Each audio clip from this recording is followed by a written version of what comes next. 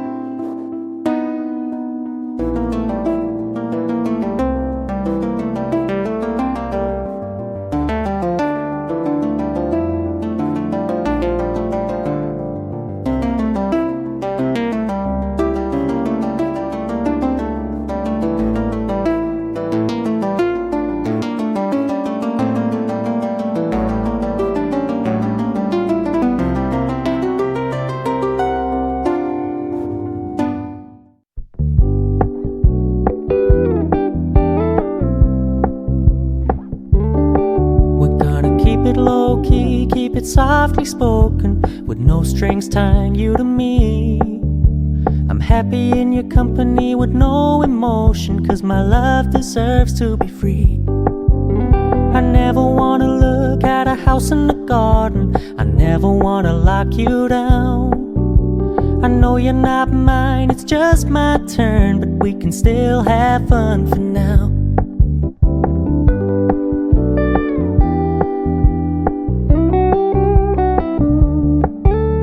You told me you don't really do commitment, trust me, consider your message received. When you said you couldn't take us too seriously, I must admit I was relieved.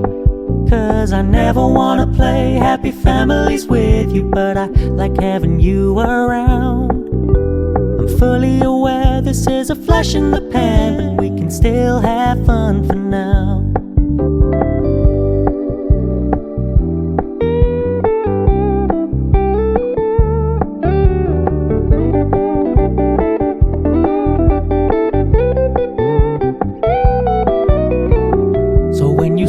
Paying so much attention, and when you're moving in another direction, don't worry, I get it.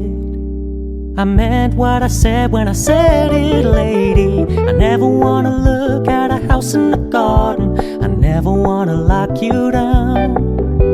I know you're not mine, it's just my turn, but we can still have fun for now. No, I never wanna play happy families with you, but I like having you around. I'm fully aware this is a flash in the pan, but we can still have fun for now. Yeah, we can still have fun for now.